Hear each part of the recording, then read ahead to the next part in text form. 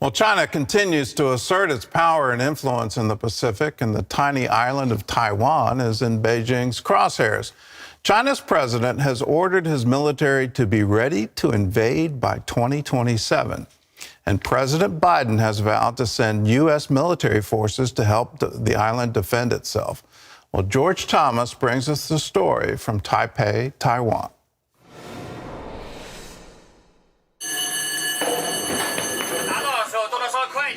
Last August, the Chinese military sent a loud wake-up call to the United States and allies in the region with this massive, unprecedented drill simulating a blockade of Taiwan.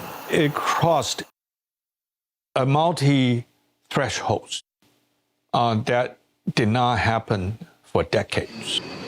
176 warplanes, 41 Navy ships, and dozens of attack and reconnaissance drones choked off Taiwan's waters and airspace for 72 hours.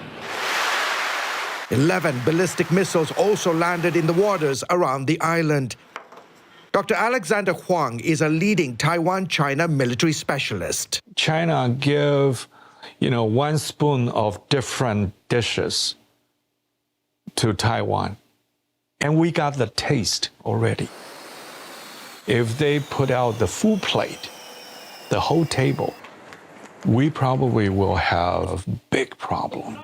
And military activities near the island haven't stopped.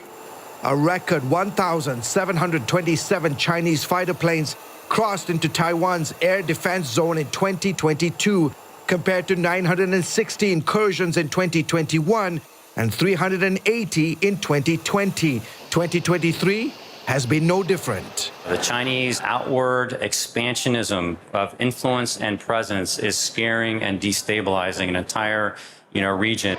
Experts say while Taiwan has a well-equipped military with modern weapon systems, including fighter jets, tanks, and surface-to-air missiles, it lacks the range of capabilities to defend itself against China. Yes, there's 110 miles of water between China and the main island of Taiwan. And yes, Taiwan is mountainous and is a perfect place for defenders. But Taiwan has not invested in its defense.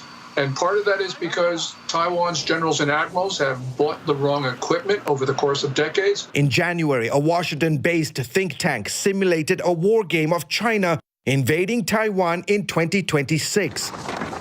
In 24 different scenarios, the Center for Strategic and International Studies said Taiwan could likely fend off a Chinese invasion only if the United States came to the island's defense. If not, Taiwan would fall in 3 months. President Biden has repeatedly vowed to defend Taiwan in case it's attacked. To be clear, sir, U.S. forces, U.S. men and women would defend Taiwan in the event of a Chinese invasion. Yes. U.S.-Taiwan relations have really come out of the shadows in a lot of ways. I think European countries, Japan and others, are going to be focused on this and supportive of Taiwan's right to defend itself. War games show, however, any victory over the Chinese would come at a great cost. In 4 weeks of fighting, the United States typically lost hundreds of aircraft, 2 aircraft carriers, and up to 24 other ships. More than 3,000 American soldiers would lose their lives in the simulation. And China would also suffer significant losses. CSIS says the simulation shows 90% of China's amphibious fleet decimated, more than 100 warships destroyed, and tens of thousands of its soldiers killed, wounded, or captured. Still, from Washington to London to here in Taiwan's capital, Taipei, one thing is clear. It's not a matter of if they will invade, it's when. It's a matter of the when they will invade. Were you surprised? Admiral Lee Si-ming, former head of Taiwan's armed forces, tells CBN News why China's president is so determined to take Taiwan. You firmly believe that Xi Jinping truly believes that it is his destiny, it is his calling to reunite Taiwan? I believe so, because he has already said this. The Deng Xiaoping said this. We have the patience. We can wait even for 100 years.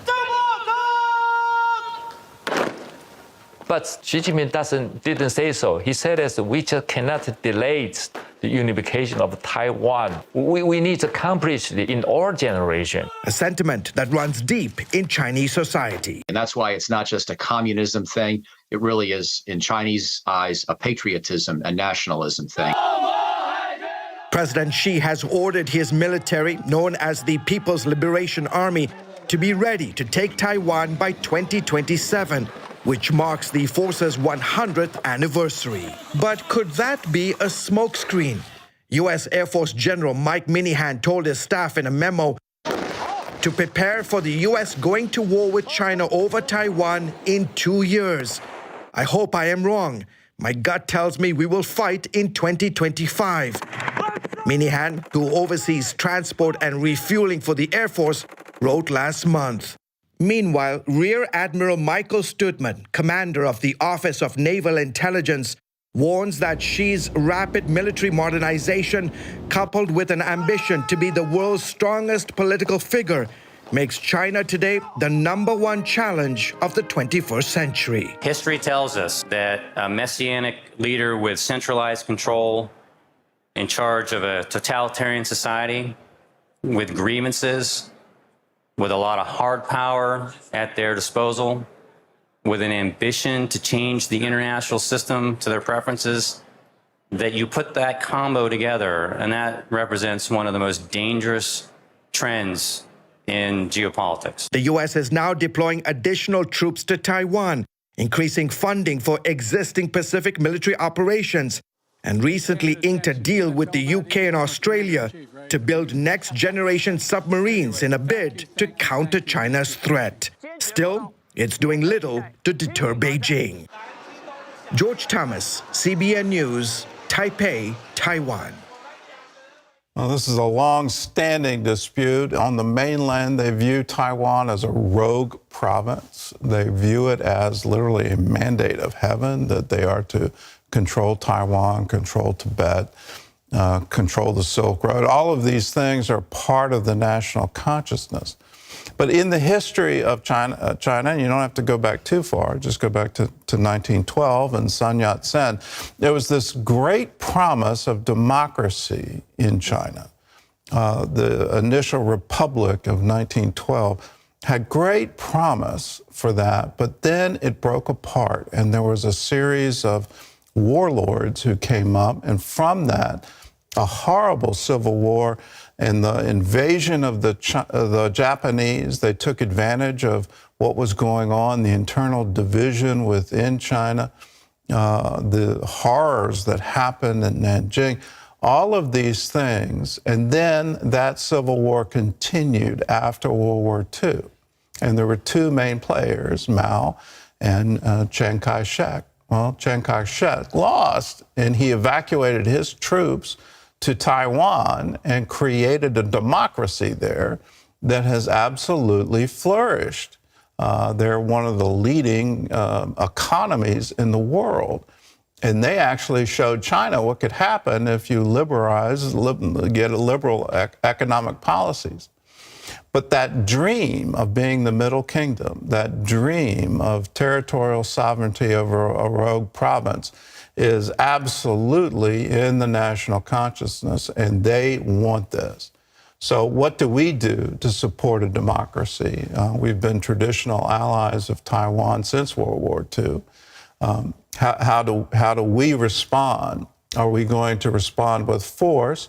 Well, our president has now committed us to do that, and there's now an ongoing treaty with Japan to stage military troops on Japanese islands in order to respond to an invasion from China to Taiwan. These are interesting times that we live in, and when a president of a sovereign nation says, prepare for war, and he tells that to his military, we should all wake up.